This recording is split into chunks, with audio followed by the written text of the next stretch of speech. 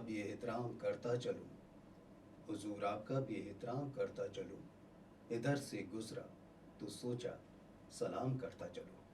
Radio मानव रचना 107.8 FM पर आप हैं फ़हीम के साथ। और जैसा कि आप जानते हैं कि भाई आपसे जब भी मुलाकात होती है फरीदाबाद की आवाज़ में, 2 घंटे का शो होता है, बहुत सारी बातें होती हैं, लेकिन जो बातें होती हैं वो सारी बातें ऐसी होती हैं जो समाज से ताल्लुक़ रखती हैं।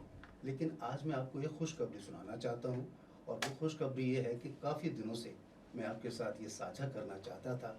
रेडियो मानव रचना 107.8 एफएम हमेशा कोई ना कोई ऐसे प्रोग्राम्स आपके लिए लेकर के आता है जो कि समाज से जुड़े होते हैं। और आज जो बात आपके साथ शेयर कर रहा हूँ वो है कि एक ऐसा longest non stop live radio show on sustainability.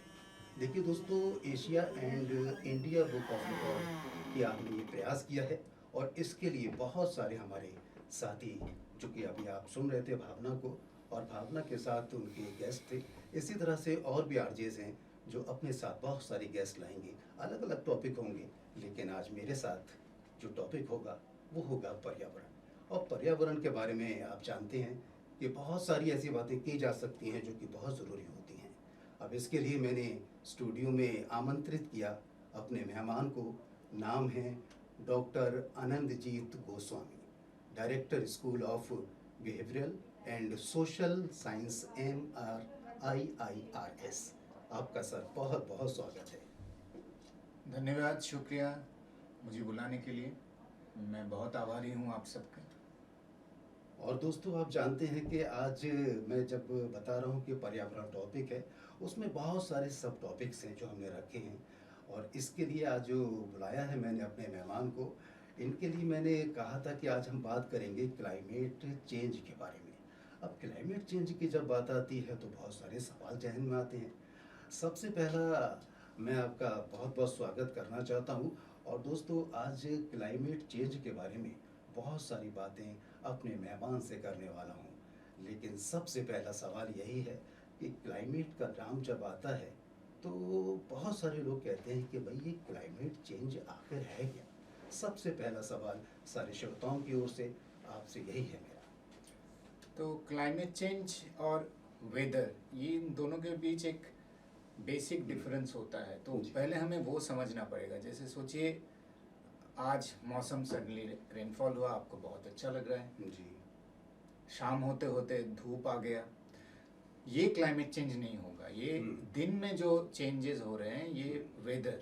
Ji. But climate change मतलब अगर किसी भी जगह और किसी भी टाइम में, किसी भी एक ईयर में, एक साल में, जैसे एक साइकिल होता है, वो साइकिल का अगर चेंजेस हो रहा है ओवर 10 साल तक, जी। तो करीब 10 साल से 12 साल तक के हम एक टाइम लेते हैं। उस टाइम स्पैन में जब ये चेंजेस आते हैं, जहाँ जिस टाइम पे रेनफॉल होना चाहिए नहीं हो रहा है, जिस टाइम पे धूप उठना चाहिए नहीं हो रहा है, सडनली जिस टाइम पे कोई साइक्लोन आना नहीं चाहता है या नहीं हो सकता है वो आ गया। जैसे अभी आप लोगों ने देखा कि बिपरजॉय आ गया गुजरात में, आपको पता है कैसे कहर मच गया था।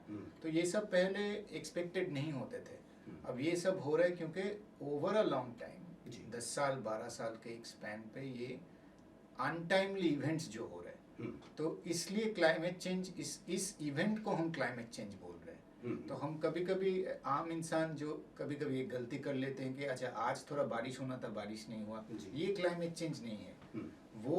वो तो नेचर एक बहुत ही इंट्रिकेट एक सिस्टम है, बहुत ही इंट्रिकेट सिस्टम। हम साइंस में या विज्ञान में नेचर का जो विज्ञान है उसमें उसको फीडबैक सिस्टम बोलते हैं, जहाँ हर छोटे छोटे चीज़, जस्ट लाइक हमारे शरीर की तरह, वो इतना एक कॉम्प्लेक्स सिस्टम और कॉम्प्लेक्स मैजिक है। हर छोटे छोटे चीज़ एक दूसरे के साथ इतने बारीकी से जुड़े हैं, तो वो एक छोटा चेंज भी बहुत एक बड़ा मैसिव एक आउटफॉल ला सकते हैं इन द लॉन्ग टर्म। इसको हम क्लाइमेट चेंज बोलते हैं। और ये क्लाइमेट चेंज जनरली 10 साल के पैराडाइम में सोचा जाता है, और ये दिखा जा रहा है सारे विश्व में। आज अगर हम ये लेके चले कि 1757 के बाद जब इंडस्ट्रियलाइजेशन हुआ, 1757 के बाद लेके अभी तक इंसान ने जो हवा में इतना ज़्यादा carbon monoxide, carbon dioxide, methane, ये 3 गैस, और नाइट्रस ऑक्साइड, सल्फर ऑक्साइड अपने कार्य प्रकृति के तहत, मतलब जो कार चल रहे हैं, इंडस्ट्री खोल रहे हैं, जी। इकोनॉमी के डिफरेंट एक्टिविटीज हो रहे हैं, इतने ज़्यादा हमने वहाँ पे छोड़ दिए हैं हम्म, कि हमने जो नेचुरल रिस्पॉन्स सिस्टम होता है, नेचुरल फीडबैक रिस्पॉन्स सिस्टम होता है नेचर का, उसके बीच हमने इंटरफेयर करना शुरू कर दिया। हम्म, और इसीलिए आज सडनली ये क्लाइमेट चेंज का पॉइंट इतना महत्व रखता है जी। कि इसको हम रादर क्लाइमेट चेंज नहीं बोल के, कभी कभी हम ये भी बोल सकते हैं this is called human induced climate change. मतलब मनुष्य अपने कार्य के तरह उन्होंने अपने इस अहम बोध से ऐसे एक कार्य प्रकृति में उतर आए कि वो उन्होंने नेचर के जो नेचुरल वे ऑफ फंक्शनिंग है उसको बदल दिया। हम्म, तो इस तहत से ये व्हाट इज क्लाइमेट चेंज जो सवाल आपने पूछा, जी। क्लाइमेट चेंज क्या है, ये महत्व अब रखता है 2023 में। जी, लेकिन देखिए सवाल तो बहुत सारे हैं। आपने सवाल का जवाब बहुत अच्छी तरह से दिया है गोस्वामी जी, और बड़े विस्तार से आपने समझाया है, हमारे श्रोता सुन भी रहे हैं। लेकिन जब आम लोगों की जो आपने बात कही थी कि इस तरह से लोग सोचते हैं, उसके बारे में बहुत सारे लोग हैं जो आपने इतनी अच्छी तरह से समझाया है, उस बात को समझने के बावजूद भी कहते हैं ना कि जब आप किसी काम को समझ के भी या जान कर के भी वैसा करते हैं जो आपके लिए सही नहीं है या फिर पर्यावरण के लिए सही नहीं है, उसके बारे में आप क्या कहेंगे? अब देखिए इसमें भी एक हम अगर व्यक्तित्व के तरह से चले कि हम जी। इंसान तभी सबको सब पता है, जागरूकता भी है, बट इंसान कुछ चीज़ एक्शन क्यों लेता है, इसमें दो चीज़ होता है। इंसान एक्शन तब लेता है जब उसके अंदर उस कोई भी घटना का एक ट्रॉमा, कोई भी घटना का एक उनके दिल को छू जाए और उनको एक तकलीफ हो। तो ये अगर आप इस तरीके से सोचे कि एक्शन क्यों नहीं लिया जाता है, शायद कोई इमीडिएट तकलीफ नहीं नजर में आ रहा है। अच्छा, एक दिन फरीदाबाद में सडनली बहुत पानी जम गया, मुझे ऑफिस जाने में लेट हो गया। जी।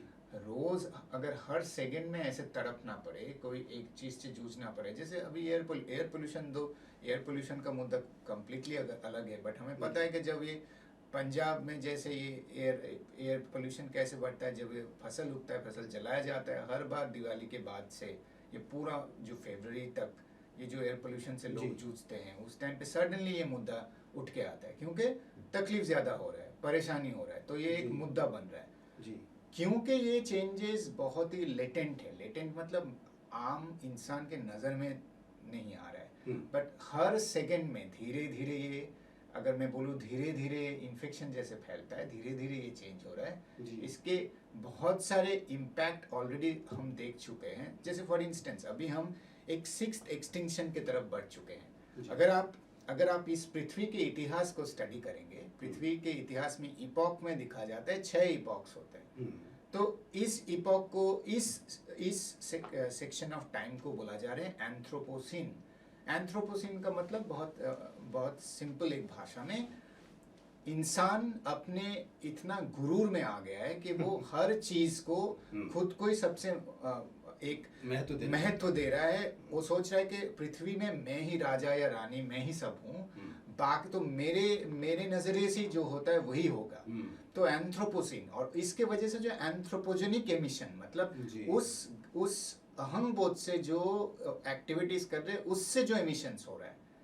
पहले होलोसिन पीरियड में क्या था, उस टाइम पे भी क्लाइमेट चेंज हुआ था, बट वो क्लाइमेट चेंज वो उसके पहले आइस एज था, पूरा पृथ्वी डिफरेंट चेंजेस से गया, बिकॉज ये एक साइंस है। उस टाइम पे जो चेंज शायद करीब 4-4.5 साल लग गए थे। इंसान ने अपने गुरूर, अपने अहम बोध के वजह से 250 से 350-400 साल में वो चेंजेस ला लिए हैं। जैसे मैंने पोस्ट इंडस्ट्रियलाइजेशन के बाद बोला, और लोगों को लगता है ठीक है, मैं 2 गाड़ी खरीद लिया यार, मुझे क्या फर्क पड़ता है, मैं जा रहा हूँ ऑफिस में, मैं स्पीड से जा रहा हूँ, बट मेरा एक गाड़ी में जाने का भी एक इम्पैक्ट है इन द लॉन्ग टर्म। अगर मैं महात्मा गांधी के अंत्योदय स्कीम्स अगर जो बोलते थे वो बार बार, इससे अगर मैं थोड़ा सा जुड़ दूं, अब जैसे देखिए कोई भी अनटाइमली रेनफॉल होता है, जो सबसे लास्ट माइल जो फार्मर होता है, जिसका धान पे फसल पे जो इम्पैक्ट पड़ा, जो खेत के वजह से वो जिसका रोजगार चल रहा है, वो काट नहीं पाया फसल ठीक टाइम पे, पानी की वजह से सब कुछ एकदम खराब हो गया, बर्बाद हो गया। सोचिए उसकी ज़िंदगी को क्या हुआ। बट एक शहर में वासी उसको लग रहा है ठीक है, मैं गया ऑफिस से घर वापस आया। तो ये जो डिस्पैरिटी है, जी। किसी जगह किसी को तो इम्पैक्ट हो रहा है। अब कल जाके जब मुंबई में फ्लड आ जाएगा, जो 2030 में बहुत ही एक पॉसिबिलिटी है, मुंबई और काफ़ी सारी कोस्टल सिटीज़ जैसे फिलीपींस में मैनीला डूबने का बहुत बहुत ज़्यादा चांस है। दीघा जो है एकदम साउथ ऑफ वेस्ट बंगाल में, बंगाल में, वो कोस्टल सिटी डूब जाएगा।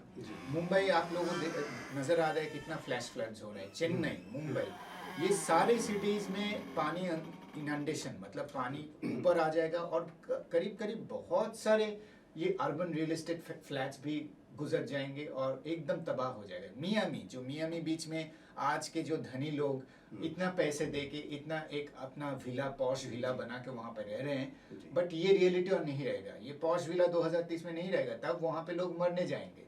तो जब ये तकलीफ आने लगेंगे, तब शायद ये जो अपर क्लास जिनको ये महसूस नहीं हो रहा है, तो वो तब अपने जो भाई थे या बहन थे, जो एक फार्मर थे, जिनको अभी जिनका फसल चला जा रहा है ये अनटाइमली रेनफॉल की वजह से, जो हाथ जोड़ के, लगान फिल्म में हम देखे थे, जो पानी नहीं आ रहा था, वो घनन गाना गा रहे थे एक बूंद पानी के लिए। उस कष्ट को शायद तब एक मियामी बीच के एक अमेरिकन जो कभी समझे ही नहीं, वो सब समझ पाएंगे। तो ये होने वाला है, किसी ना किसी दिन ये समझ तो आएगा। बट ये है कि हम जितना जल्दी इंसान, देखिए हम लोग ना डिनायल में रहना बहुत पसंद करते हैं। इंसान का जर्नी होता है और हर इंसान का कहानी एक सेल्फ डिनायल जर्नी होता है। तो उस डिनायल से जब हम जितना ज़्यादा डिनायल और डिल्यूशन से आगे बढ़ेंगे, तो आप जागरूक होंगे तो कुछ लोग आपको पागल बोलेंगे। बट दुनिया देखा है, इतिहास गवाह है कि पागलपंथी से ही रिफॉर्म आता है।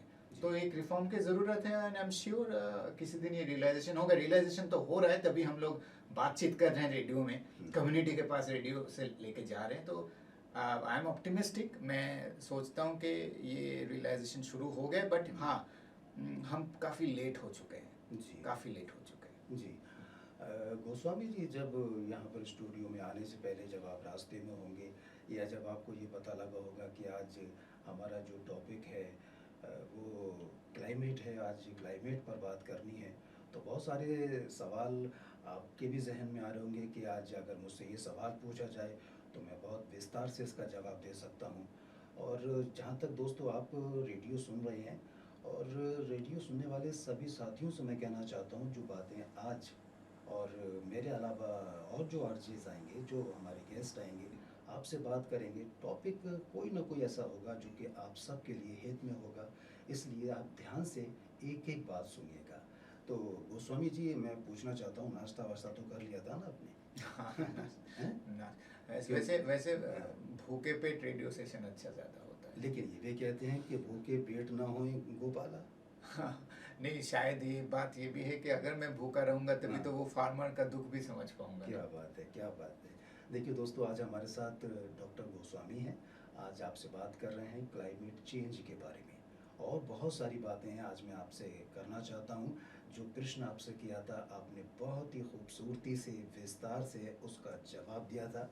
लेकिन एक छोटा सा सवाल और मैं करना चाहता हूं आपसे गोस्वामी जी, और वो सवाल बहुत आम है। जैसे कि अगर आजकल की हम बात करें, तो जो हम बात कर रहे हैं क्लाइमेट चेंज के बारे में, इसकी चर्चा कुछ ज़्यादा नहीं है।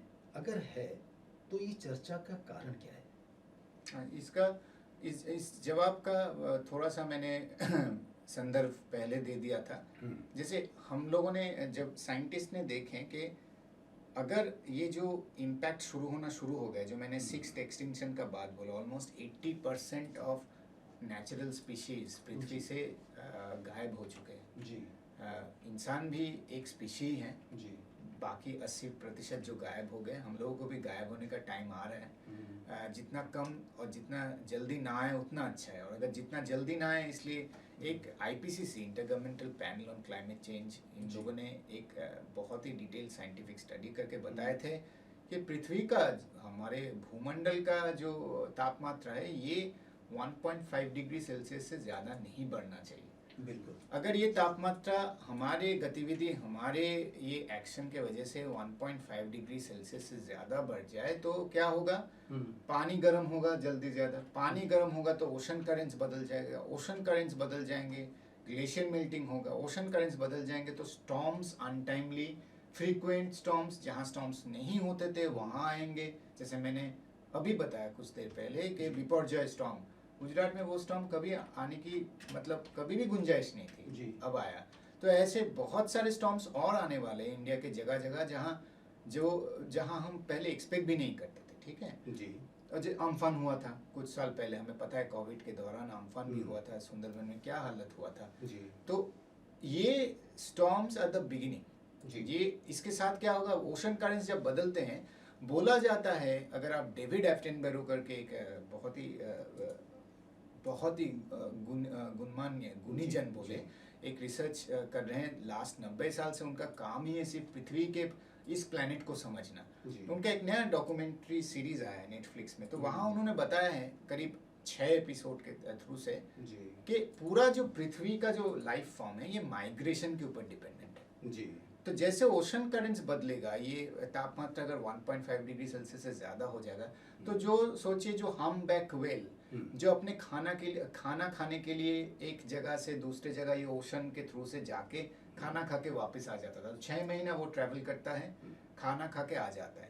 ऐसे डिफरेंट ट्रैवल होता है। जैसे जब सेरेंगेटी में अफ्रीका में यही तापमात्रा चेंज के वजह से जो बफेलोज जो अपने तांजानिया सेरेंगेटी होके जाते हैं तो लायन वेट करते अपने खाने के लिए, फूड इकोसिस्टम बदल जाएगा जी।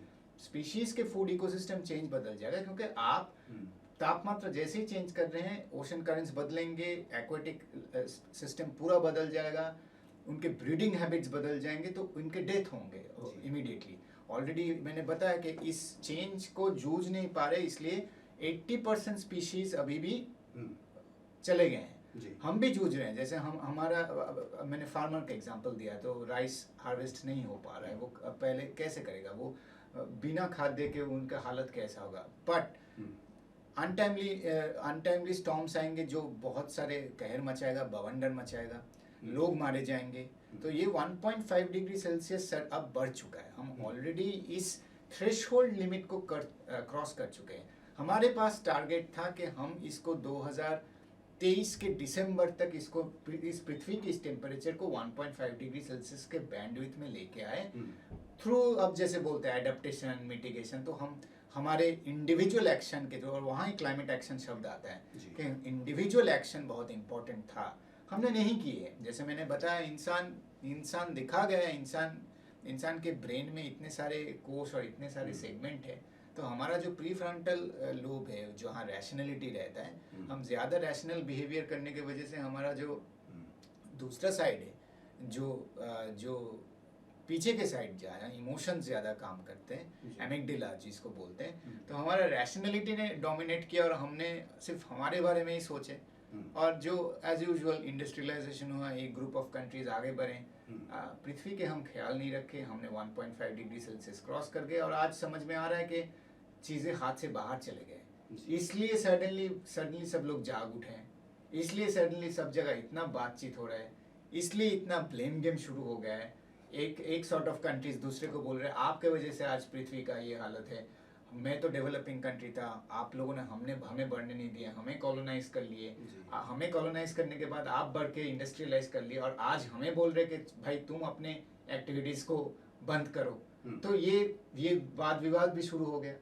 और देखिए इतना हम कभी मैं सोचता हूँ कि हम एज अ स्पीशीज हम इतने कम एम्पैथेटिक है। कोई भी आप स्पीशीज के साइंस देखिए, जितने भी स्पीशीज हैं अर्थ सिस्टम में, मैं जैसे मैं कुछ दिन पहले टूना फिश, ऑक्टोपस, इनके लाइफ जर्नी देख रहा था। वो करीब 3,000-4,000 माइल ट्रैवल करते हैं because through the water to give birth to the future generation, knowing the moment they give birth they will die. But वो इतना सेल्फलेस है टूना फिश और ऑक्टोपस कि अपने फ्यूचर के लिए वो जान दे रहे हैं, रोज जान दे रहे हैं। बट इंसान को सोचे, हमसे बात कर रहे हैं। तो बाकी स्पीशीज मुझे लगता है बहुत ज्यादा प्यार करते हैं अर्थ सिस्टम से, हम नहीं करते। और ये जागरूकता जगाने के टाइम आ चुके हैं। और 1.5 डिग्री सेल्सियस हम क्रॉस कर चुके हैं, तो इसलिए इतना चर्चा, इतना कहर, इतना आलोचना हो रहा है। बट ऑब्वियसली कुछ होगा शायद जब- बिल्कुल। डॉक्टर आनंदजीत गोस्वामी हमारे साथ हैं स्टूडियो में और बात चल रही है क्लाइमेट चेंज के बारे में। देखिए दोस्तों, जलवायु एक ऐसा पहलू है जो दुनिया के हर इंसान के जीवन से जुड़ा हुआ है और जलवायु की दशा हमारे जीवन को बहुत ज़्यादा प्रभावित करती है, इसमें कोई दो राय नहीं है। और इस तथ्य को इस बात से समझा जा सकता है कि अनुकूल जलवायु के कारण ही पृथ्वी पर जीवन संभव हो पाया है, मुमकिन हो पाया है। लेकिन मानवीय और कुछ प्राकृतिक गतिविधियों के कारण जलवायु की दशा बदल रही है, ये बात हम सब जानते हैं, महसूस करते हैं। और इस स्थिति को जलवायु परिवर्तन यानी कि क्लाइमेट चेंज की संज्ञा दी जाती है। और अगर हम हाल के सालों की बात करें तो हाल के सालों में भी बहुत कुछ देखने को और महसूस करने को है। हमारे जो आज के मेहमान हैं वो जोर दे करके आपको यही समझाने का प्रयास कर रहे हैं कि जितने आप ज़्यादा जागरूक होंगे उतनी ही समस्याओं का समाधान होगा, जल्द से जल्द होगा। तो इसी तरह की बातें मैं आज अपने मेहमान से करता रहूँगा, सवालों का जवाब दे रहे हैं, विस्तार से दे रहे हैं और मैं भी सवाल करता रहूँगा। अगला एक छोटा सा सवाल है मेरा आपसे गोस्वामी जी, और एक 3 वर्ड हैं COP। ये COP क्या है, इसके बारे में हमारे सभी श्रोताओं को बताएं, क्योंकि बहुत सारे लोग हैं जो कि इसके बारे में जानते हैं। जो जानते हैं वो तो अच्छी तरह से इस चीज़ को समझते भी होंगे, लेकिन वो जो कि COP के मायने नहीं जानते। गोस्वामी जी, आप जरूर बताएं। COP कॉप अगर हम छोटा करें तो कॉप मतलब पुलिस नहीं है, बट हाँ। एक तरीके का पुलिसिंग है। तो मतलब इसको बोलते हैं कॉन्फ्रेंस ऑफ पार्टीज, मतलब एक कॉन्फ्रेंस जहाँ पे डेवलप्ड कंट्री, डेवलपिंग कंट्री और रादर हम बोलते हैं एनेक्स 1 एनेक्स 2 कंट्रीज ऐसे बोलते हैं, सब लोग आके चर्चा करते हैं कि हम क्लाइमेट के इस दिशा में या जलवायु परिवर्तन की दिशा में हमें क्या क्या करना चाहिए। क्योंकि आपको पता है क्योटो प्रोटोकॉल 1992 में जब आया, एक प्रोटोकॉल बना, तो प्रोटोकॉल मतलब एक कंसेंसस बनाने की। प्रोटोकॉल कभी भी बाइंडिंग नहीं होता है। तो एक प्रोटोकॉल हम को बनाने की कोशिश कर रहे थे 92 में कि डेवलप्ड कंट्री, डेवलपिंग कंट्री एक साथ आके पहले इसको रिकॉग्नाइज करे कि हमसे कुछ गलती हो गया है। ये गलती का एहसास प्रोटोकॉल था, ठीक है जी। अब उसमें ऑब्वियसली सबसे बड़ा जो दादा है इस महाविश्व का, यूएसए ने एग्री नहीं किया, उन्होंने रेटिफाई नहीं किया, उन्होंने आज भी रेटिफाई नहीं किया है। तो यही मैं बोल रहा था कि सबसे बड़ा अहंबोध अगर दिखा जाए, क्योंकि उन्होंने इतना एक ऐसा जर्नी लिया, तो उस टाइम पे अगर वो रेटिफाई कर देते तो शायद आज ये 1.5 डिग्री सेल्सियस का ये मायने नहीं रखता, क्योंकि काफ़ी सारी चीज़ बदल जाते, एक कंसेंसस आता। तो ये संग्राम 92 से शुरू हुआ है। अब देखिए उसमें भी फिर भी अभी भी कंसेंसस नहीं आया। बीच में कोपेनहेगन जो एकॉर्ड था, वो फेलियर था, वो वहाँ पे एकदम स्टेलमेट था, कोई डिसीजन नहीं हुआ था, ठीक है। तो छोटे छोटे एक शब्द पे ये कॉन्फ्रेंस ऑफ पार्टीज में चर्चा होता है, विवाद होता है। डेवलपिंग कंट्रीज, डेवलप्ड कंट्रीज के रिप्रेजेंटेटिव्स जाते हैं, वो बोलते हैं अच्छा ये हमें मंजूर नहीं, दूसरे तरफ से बोलते हैं अच्छा इस वर्ड को ऐसे चेंज कर दीजिए।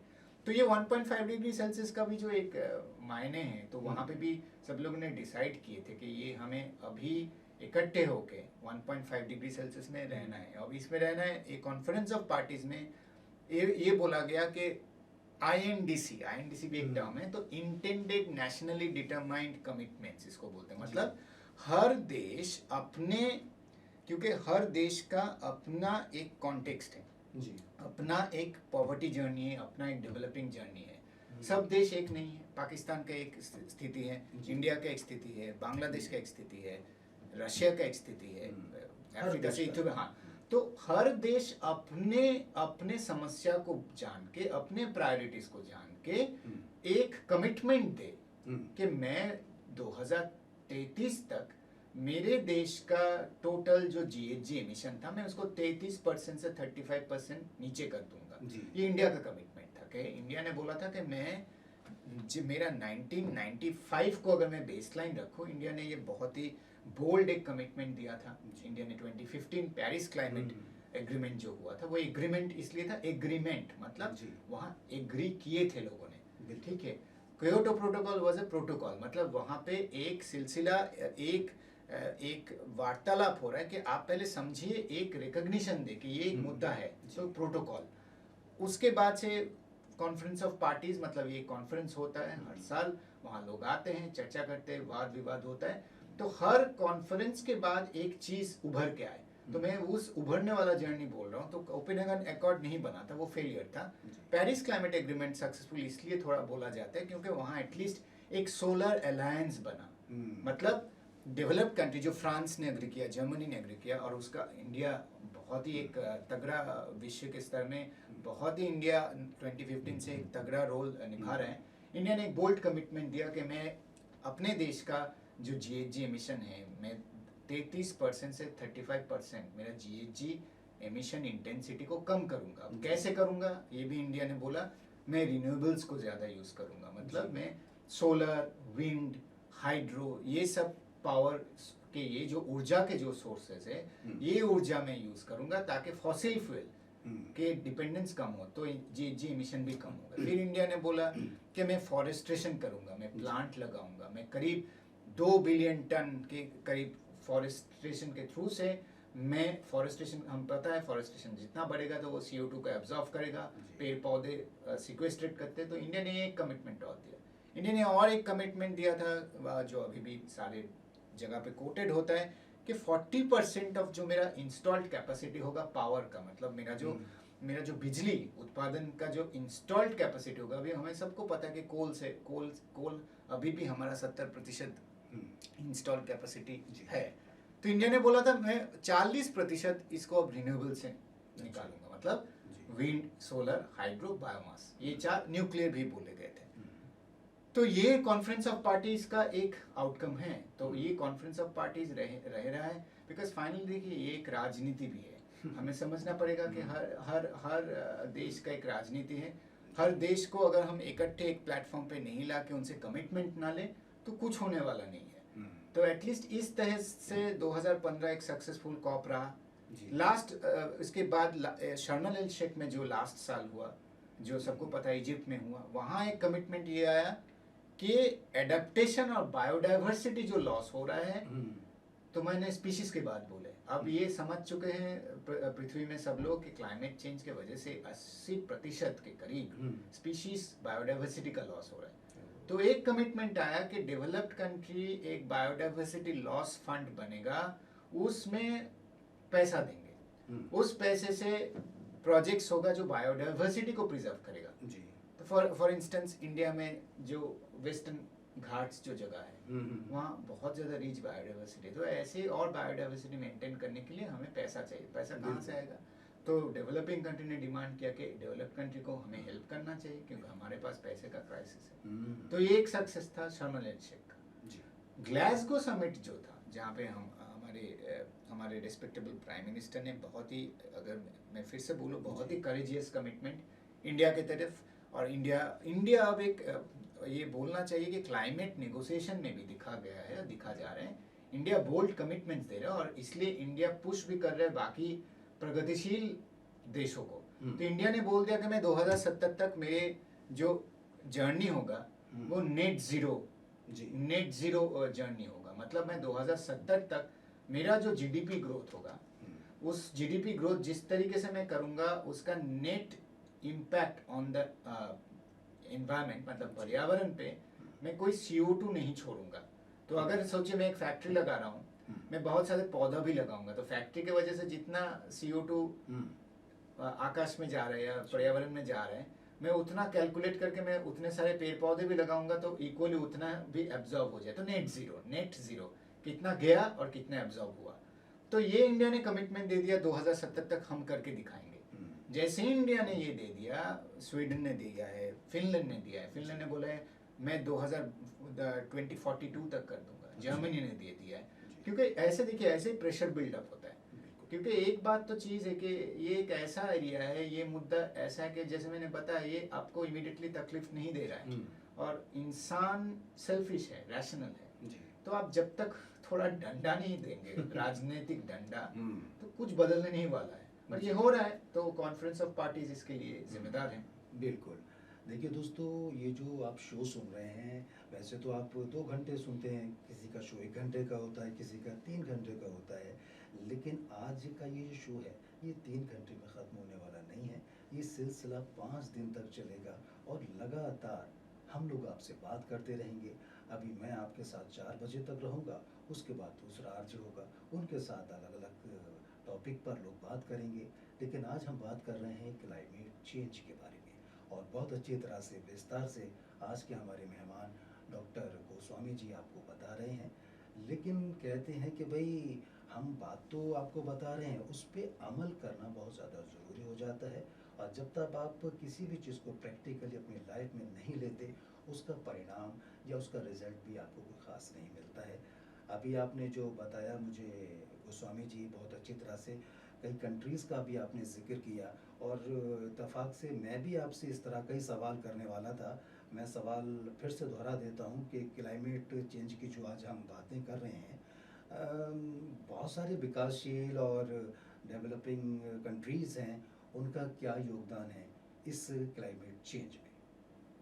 तो इसका आपने सही बताया, इसका उत्तर ऑलमोस्ट लास्ट जी। सवाल के एंड में मैंने दे दिया कि अगर हम ग्लासगो समिट का डिक्लेरेशन देखें, इंडिया ने अब इंडिया, हमारे देश भारत ने एक बहुत ही अच्छी एक इनिशिएटिव लिए। हमने 2070 तक एक कमिटमेंट दे दिया, और इसलिए जी। बाकी सारे देशों को भी, जैसे डेवलपिंग कंट्री है, फॉलो कर रहे हैं इंडिया को। जी। और डेवलप्ड कंट्री के ऊपर भी एक प्रेशर आया है कि उनको भी एक नेट जीरो पाथ में चलना पड़ेगा। जी। हम इसको बोल रहे हैं कार्बन न्यूट्रल पाथ। तो हमारा देश का जो प्रगति का जो और विकास का जो पाथ होगा, जो जर्नी होगा अब से, उसमें हर स्टेप में हम एक ऐसे मेजर लेंगे जो क्लाइमेट सेंसिटिव होगा। जी। जो हर स्टेप में हम देखेंगे, तो आजकल देखेंगे आप कॉर्पोरेट हाउसेस भी हर अपने सीएसआर में पर्यावरण के बात कर रहे हैं, बोल रहे कि इसके वजह से मैंने इतने CO2 एमिशन कम किए, मेरा ये। तो ये जो देखिए, और एक चीज इंपॉर्टेंट है कि जब ये नेशनल स्तर पे एक डिक्लेरेशन होता है, तो इसका प्रेशर धीरे धीरे सोसाइटी पे बिल्ड होता है। बिल्कुल। तो ये प्रेशर पॉइंट्स दो तरीके से ही आएगा। मुझे लगता है समाज के हर इंसान अपने अपने छोटे छोटे कार्य से, सुबह नींद से उठने के बाद से रात नींद में जाने तक, छोटे छोटे चेंजेस के थ्रू से भी क्लाइमेट एक्शन का पार्ट हो सकता है। जी। प्लस ऊपर लेवल पे तो है पॉलिटिकली जो जो हो रहा है, कॉप में डायलॉग हो रहे हैं, कॉर्पोरेट्स भी आजकल आ रहे हैं, क्योंकि कॉर्पोरेट्स को भी बताया जा रहा है कि अपनी CSR, कॉर्पोरेट सोशल रिस्पॉन्सिबिलिटी जो है, आप उसके तहत ऐसे मेजर्स लीजिए जो क्लाइमेट सेंसिटिव हो। और बाकी डेवलपिंग कंट्रीज भी कर रहे हैं, बांग्लादेश भी अपने कमिटमेंट दिए हैं जी।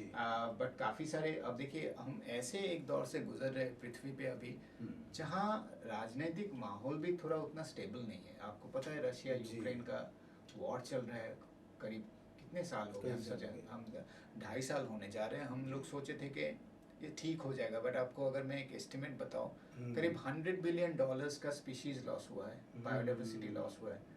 ये लास्ट महीने जून के पहले हफ्ते एक डैम, आप लोगों को पता है, डैम डैमेज हो गया, जिसके वजह से एक इकोलॉजिकल डिजास्टर हुआ ना। और ये जो जितने भी इफेक्ट्स है, ये क्लाइमेट को तो इम्पैक्ट कर ही रहा है ना। एक नया स्टडी आया है कि ये वॉर के वजह से हमारे जो क्लाइमेट एक्शन थे वो कितना पीछे चला गया, क्योंकि ये पूरा वॉर के वजह से इतना ज्यादा प्रदूषण फैला है। तो करीब दिखा जा रहा है कि करीब ये हमारा पूरा एक जो ग्लासगो समिट से एक जो कंसेंसस बना है, एक एग्रीमेंट बना है, कार्बन न्यूट्रल पाथ की तरफ हम बढ़े, करीब 10 साल पीछे कर दिया। एक युद्ध, कोई भी युद्ध, सबसे ज्यादा उसका इफेक्ट होता है नेचर पे, बिल्कुल इंसान पे तो होता ही है। मैं एक टाइम पे एक स्टडी शुरू किया था कि ट्रॉमा, तो देखिए अगर हम हर इंसान को देखें, हर इंसान, जोसेफ कैम्बल करके एक फिलोसोफर है जी।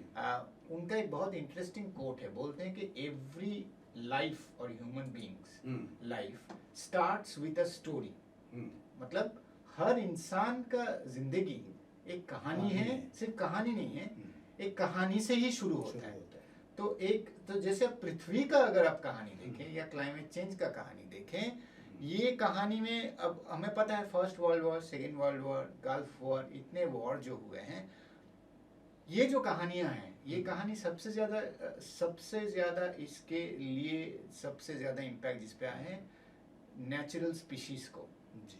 जिनका कोई कसूर ही नहीं था। हाँ, कोई कसूर नहीं। और अब अगर इस नज़रिए से सोचे कि हमने उनको कितना ट्रॉमा दे दिया है, बिल्कुल।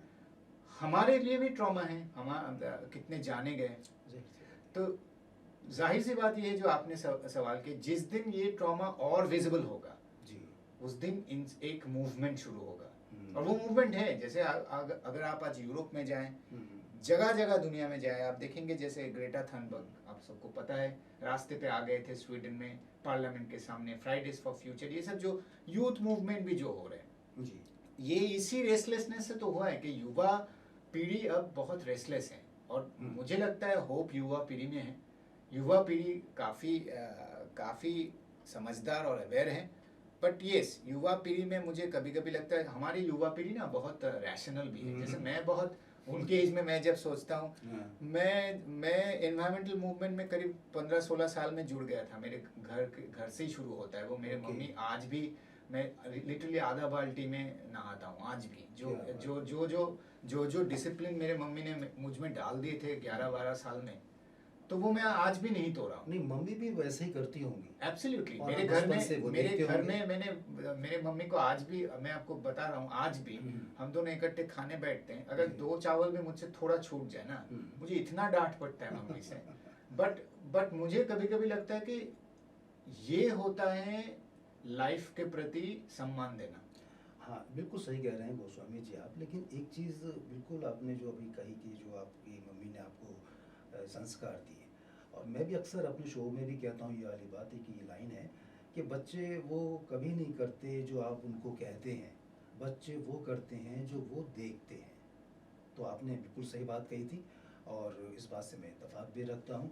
लेकिन दोस्तों, बात हो रही है आज क्लाइमेट चेंज के बारे में, और इसी टॉपिक पर बहुत सारी बातें आज मैं आपसे करने वाला हूँ।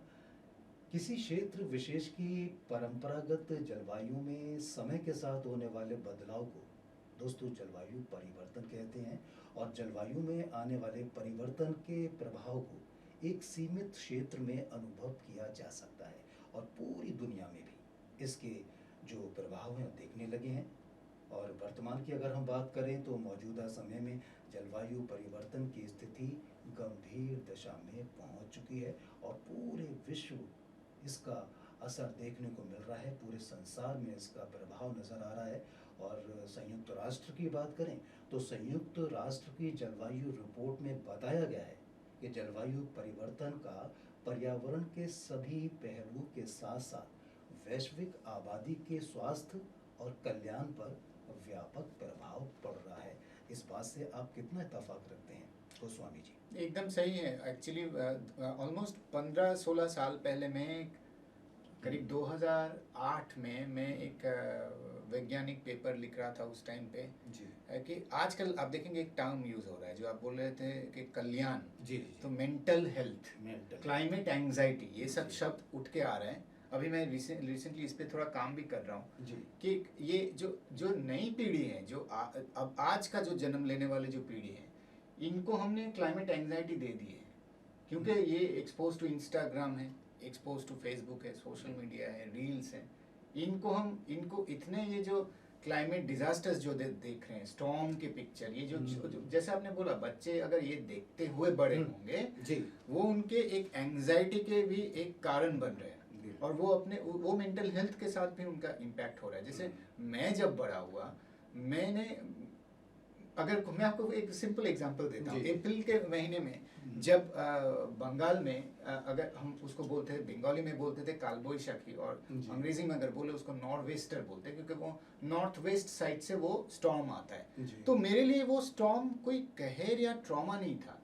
वो स्टॉर्म जब आता था 80s में, मैं खुश होता था उससे। उस बूंदीबांदी जो होता था स्टॉर्म की वजह से, उससे जो घास से जो खुशबू आता था, हम अंग्रेजी में उसको पेट्रीचोर बोलते हैं। पेट्रीचोर PETRICHOR। ओके, आमी बांग्ला जानी परंतु ऑल पोल को जानी। सो पेट्रीचोर वही खुशबू होता है जो एक एक बूंद जब एक घास पे गिरता है हम्म। स्टॉर्म के बाद, उसका एक बहुत ही टिपिकल स्मेल होता है। जी। तो मेरे लिए वो स्मेल आज भी ट्रॉमा का कारण नहीं है, हम्म। मेरे लिए वो मेरे कल्याण का कारण है। क्या बात। क्योंकि मैंने वो स्टॉर्म को नेचर का एक परिभाषा समझा। जी जी। आज का जो युवा है उनको पता है ये जो स्टॉर्म आ रहा है हम्म।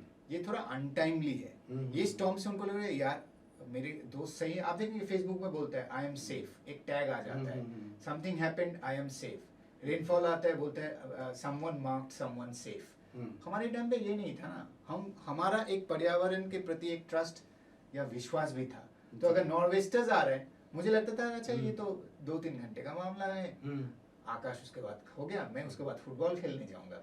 तो आप देखिए इंसान और प्रकृति का एक विश्वास का रिश्ता भी था। क्या बात है। वो विश्वास भी हमने तोड़ दिए और ये समाज उसका प्रतिफलन है। जी। समाज ट्रस्ट को ढूंढ रहा है। जी। समाज के अंदर भी ट्रस्ट नहीं है, तो इसका कारण भी क्लाइमेट चेंज है। क्योंकि हमने नेचर के साथ अपना ट्रस्ट को तोड़ दिया। बिल्कुल। और हम सोचते हैं कि हम कोई अलग स्पीशी है, नेचुरल स्पीशी नहीं है, बट ये गलत है। आप नेचर के साथ जुड़े रहिए, आप उस ट्रस्ट को नहीं तोड़िए। आप देखिए एक इंसान के साथ भी आपका प्यार का ट्रस्ट और प्यार का रिश्ता वो बना रहेगा। आपका विश्वास इंसानियत पे बना रहेगा आप जितना प्रकृति के प्रति विश्वास रखेंगे। जी।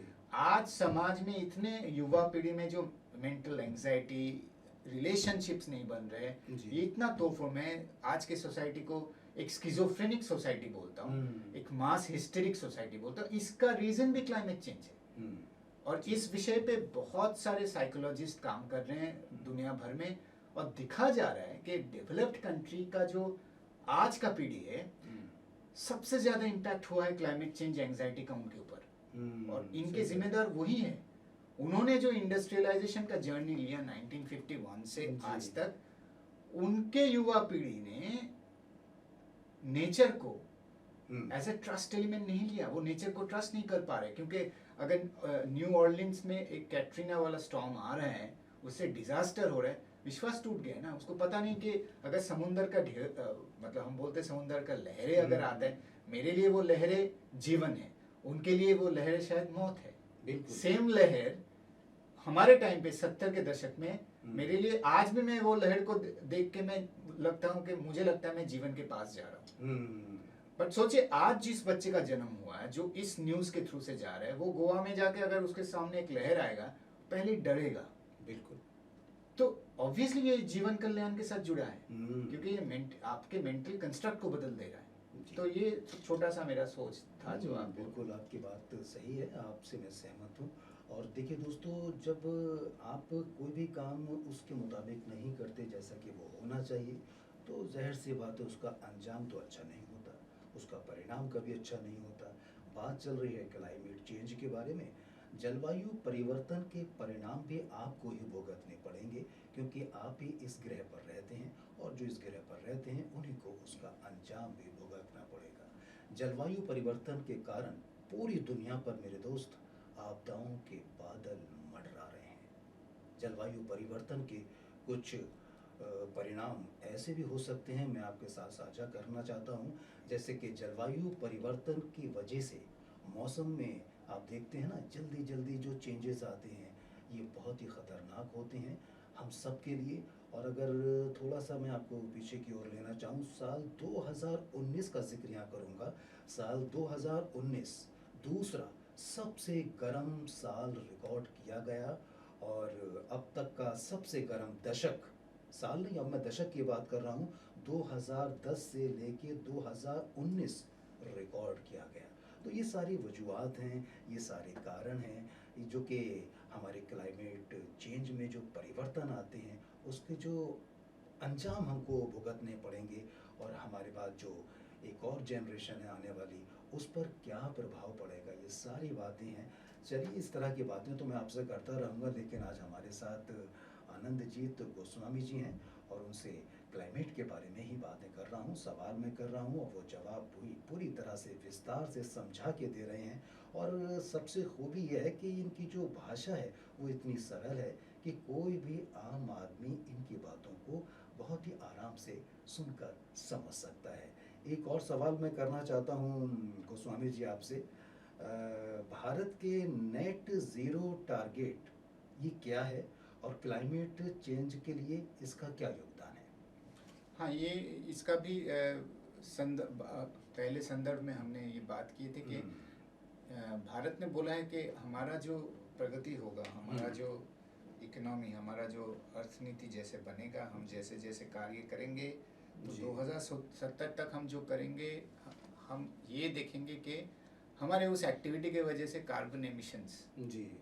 नेट ज़ीरो रहे। मतलब मैंने एक फैक्ट्री लगाया, वहाँ कुछ लोगों का रोजगार हुआ, नौकरी हुआ, वहाँ से एक कार का उत्पादन हुआ, बट उसके लिए सोचिए एक्स यूनिट कार्बन एमिशन हुआ। मैं देखूंगा अच्छा उसके वजह से मैं कुछ पेड़ पौधे और क्या इंतजाम या क्या एक्शन ले सकता हूँ कि अगर एक्स यूनिट उस फैक्ट्री से जा रहा है पर्यावरण के प्रति, मैं एक्स यूनिट एब्जॉर्ब भी कर ले पाऊँ, तो मैं उसके आसपास काफ़ी सारे पेड़ लगाऊंगा, जैसे वो एक्स यूनिट जो गया वो एक्स यूनिट फिर से एब्जॉर्ब हो जाए।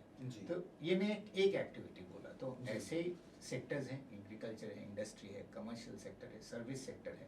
तो ये 4 सेक्टर अगर मैं इकोनॉमी का देखूं, इसमें जितने जितने कार्य होगा, हर कार्य में हम इसी तरीके से आगे बढ़ेंगे और ये 2070 तक हम ये तो एक दिन में होने वाला नहीं है। ये परिवर्तन लाने के लिए बहुत सारे चेंजेस, बहुत सारे हर्डल्स, बहुत सारे, सबसे ज़्यादा हर्डल्स जो आएगा कि पॉलिटिकल हर्डल्स, क्योंकि ये स्टेट लेवल पे होगा, बहुत सारे वो चेंजेस लाने पड़ेंगे, स्टेट को ये इम्प्लीमेंट करना पड़ेगा। और इंडिया एक फेडरल कंट्री है, वहाँ सेंटर कुछ सोच सकता है बट फाइनली स्टेट को इम्प्लीमेंट करना पड़ेगा।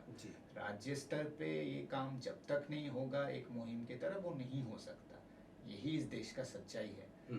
तो इसीलिए हमने 2070 का टारगेट दिया है, क्योंकि हमारे देश का जो रियलिटी है वो जर्मनी जैसा नहीं है या स्वीडन जैसा नहीं है। जैसे जो छोटे छोटे देश हैं उनके कंस्ट्रक्ट पॉलिटिकल सिचुएशन बहुत डिफरेंट है हमारे से। हमारे आबादी भी 140 छूने जा रहे हैं, 140 करोड़। हम ऑलमोस्ट 160 करोड़ के तरफ पहुंच जाएंगे बाय 2030 टू 2033। तो इतने लोगों के सोच को एकत्रित करके एक नेट ज़ीरो 2070 तक पहुंचना, ये अपने आप में एक चैलेंज है, बट ये हमने शुरू किया है। और मैं तो काफ़ी होपफुल हूँ, क्योंकि मैंने फिर से बार बार ये दोहराऊँ कि आज इंटरनेशनल फ्रंटियर में इंडिया ने एक नेतृत्व दिया है, एक लीडरशिप का रोल लिया है। और अगर ये 4 सेक्टर में ऐसे ही कार्य होते रहे, जैसे मैंने बोला एक फैक्ट्री सेट हुआ, तो जैसे एग्रीकल्चर में अगर एग्रीकल्चर फार्मिंग जो हो रहा है, आजकल एक शब्द हो रहा है कि क्लाइमेट स्मार्ट विलेजेस बने।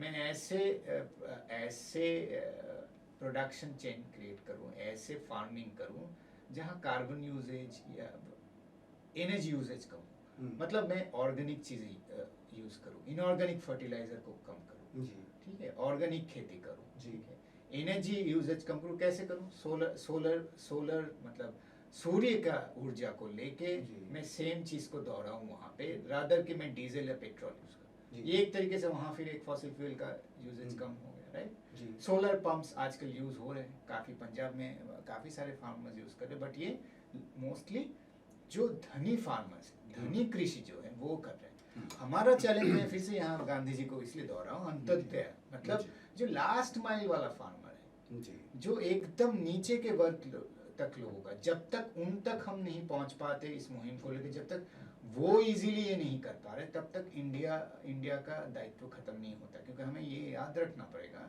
कि इंडिया का सबसे बड़ा बैरियर या हर्डल, या हमारे इस कार्य में सबसे बड़ा जो हर्डल आएगा, हमें देखना पड़ेगा कि हम इक्विटी कैसे मेंटेन करें। मतलब धनी और जो दरिद्र है, ठीक है, इनके बीच में साम्यता लाना, जब हम इस पाथ में जाए, ये हमें भूलना नहीं चाहिए कि इस पाथ में जाते जाते हम इनमें दूरियां ना बना दें, क्योंकि ये इंडिया का और भारत का भी एक बहुत ही तगड़ा प्रॉब्लम है। और इसलिए हमने 2070 का टाइम लिया है। तो हम इसको इक्विटी भी मेंटेन करेंगे, एक लोगों को जस्टिस भी देंगे। तो ये ना हो कि हमने बोल दिया कि भाई सब लोग सोलर पावर यूज़ करो, तो वो सिर्फ जो रिच फार्मर या धनी फार्मर है वही कर पाएगा। तो हमें तो पहले वो जो दरिद्र वाला जो फार्मर है, जो कृषि है, उसको भी थोड़ा हेल्प तो करना पड़ेगा, सब्सिडी आएगा, सब्सिडी देके थोड़ा पहले उसको तो उस लेवल तक लाएं, उसको सपोर्ट करें, तभी तो वो हो पाएगा। तो ये सब मुद्दे हैं, बट हम शुरू कर चुके हैं, स्टेट लेवल पे काफ़ी काम हो रहा है। जी, काम हो रहा है और बहुत अच्छी तरह से हो रहा है, और आपने उन चीज़ों को बहुत अच्छे से लोगों तक पहुंचाया है, इसके लिए मैं आपका शुक्रिया अदा करता हूं। और अब इतनी सारी बातें हो गई हैं, इतने सारे सवाल और उनके जवाब आपने दिए हैं गोस्वामी जी, तो अब वक्त भी जाने का हो चला है। लेकिन दोस्तों, मैं आपके साथ बना रहूँगा। अभी हमारे गेस्ट हमारे साथ 1 घंटे के लिए जुड़े हैं, और 1 घंटे में आपको बहुत कुछ उन्होंने बयान किया है। जाते जाते एक छोटा सा सवाल तो नहीं कहूँगा, आपकी ओर से जितने भी हमारे सुनने वाले हैं श्रोता, आपकी ओर से क्या पैगाम है, क्या संदेश है?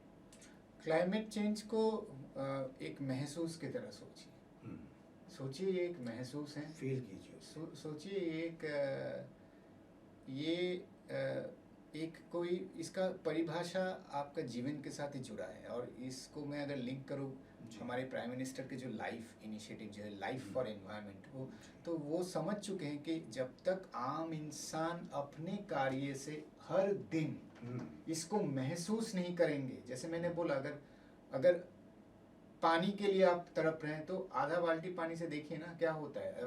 अभी मैं सोच रहा था, कुछ जी। दिन पहले फरीदाबाद में हीट वेव चल रहा था ऑलमोस्ट 2-3 दिन। जी। तो हीट वेव में थोड़ा जैसे हीट वेव बढ़ा, लोग आके full fledged 18 degree Celsius AC चलाते हैं, ज़रूरत नहीं है। जी। जी। वैज्ञानिक तौर से दिखा गया है कि आपके शरीर कोई भी टेम्परेचर हो, 26 डिग्री के नीचे आपको एसी नहीं चलाना चाहिए। बिल्कुल। वो आपके लंग्स के लिए खराब है, आपके हेल्थ के लिए खराब है। वो बाकी जो 18 डिग्री से आपको जो सडनली लगता है आप एक स्विट्जरलैंड में आ गए, वो आपके दिमाग का हार्मोनल सिग्नल है कि मैं बहुत चलो थोड़ा तकलीफ से मुझे हाँ। छुटकारा मिला। तो मैं यही बताने की कोशिश कर रहा हूँ कि निडर होकर क्यों तकलीफ को फेस क्यों ना करें, हमें तकलीफ से भागना क्यों है।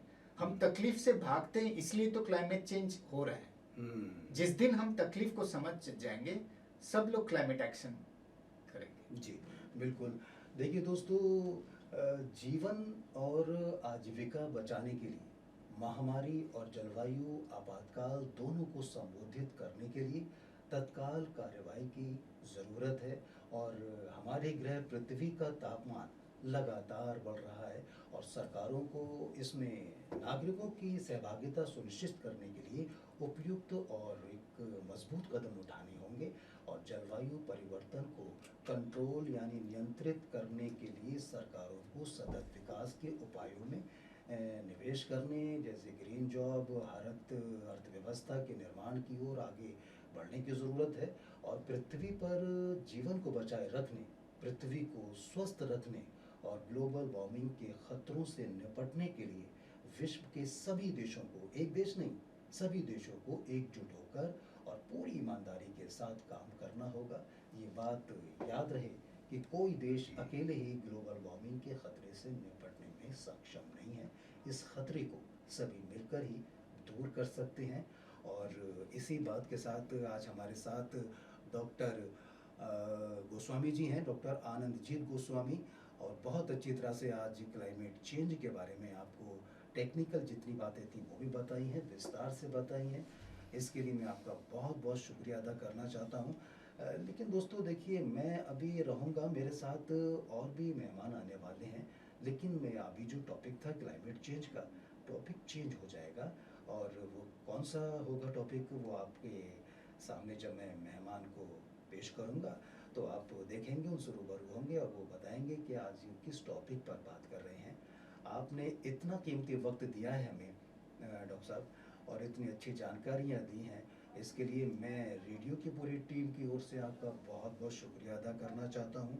और अगर जाते जाते कोई वन लाइन हमारे दोस्तों से आप कहना चाहें तो मैं ज़रूर आपसे इल्तिजा करता हूँ, विनती करता हूँ। पहले तो मैं शुक्रगुजार हूँ रेडियो मानव रचना 107.8, और जी। आज ईद का शुभकामनाएं मैं आपसे ले रहा हूँ, आपको भी दे रहा हूँ। जी, क्योंकि मुझे शुक्रिया। लगता है, जैसे मैंने वो स्टॉर्म का बात बताया कि देखिए एक टाइम अब आ गया कि हम तकलीफ से दूर ना भागे और निडर होके उससे जूझे और अपने अपने ज़िंदगी में इसको महसूस करें। जी। क्योंकि हम जितने भी बड़े बड़े बोलचाल करें, ये करें, मैं आपको जो बता रहा था मैं, जी। ये पूरा जो हमारा जो वार्तालाप हो रहा था, मैं बहुत ही एक कहानी के तौर पे बातचीत करने की कोशिश किया, क्योंकि मुझे जी। लगा है ऑलमोस्ट 20 साल इस क्षेत्र में काम करते करते, जी। इसलिए मैं खुद स्टोरी लिखना शुरू कर दिया, गाना बनाना शुरू कर दिया इसमें, क्योंकि जब तक इसको हम एक महसूस की तरफ, एक मुहिम की तरफ नहीं बढ़ाएंगे, कुछ नहीं हो सकता। तो जुड़िए ये मुहिम से, आप खुद इस मुहिम के भागीदार हैं, और भागीदारी अंत्योदया से ही इससे आगे बढ़ेंगे। Thank you so much. तो डॉक्टर गोस्वामी जी हमारे साथ थे दोस्तों, और आज आपसे बहुत सारी बातें की हैं। इसके लिए मैं अपनी पूरे रेडियो की टीम की ओर से, सभी श्रोताओं की ओर से आपका बहुत बहुत शुक्रिया अदा करना चाहता हूं, और आप सबसे यही विनती करता हूं कि जो जलवायु की बात की है, क्लाइमेट की बात की है, इसके लिए दोस्तों देखिए, जैसा मैं पीछे कह रहा था कि कोई एक मुल्क इस काम को अंजाम नहीं दे सकता, कोई एक इंसान इस काम को मुकम्मल नहीं कर सकता। तो कदम से कदम मिला करके चलना होगा, और देश की बात करें तो एक देश नहीं बल्कि सभी देशों को पूरी ईमानदारी से इसकी ओर अग्रसर होना पड़ेगा, तब कहीं जाकर के इस समस्या का समाधान हो सकता है। बस इसी बात के साथ अब मैं आपसे इजाज़त चाहता हूँ, लेकिन बस थोड़ी ही देर के बाद आपकी खिदमत में हाजिर होता हूँ, और दूसरी किसी टॉपिक पर आपसे बात करता हूँ, लेकिन मैं अकेला नहीं होऊंगा, मेरे साथ होंगे मेरे मेहमान। तो थोड़ी सी देर के लिए दीजिए मुझे इजाज़त, और सुनते रहिए रेडियो मानव रचना 107.8 FM। Feel good, feel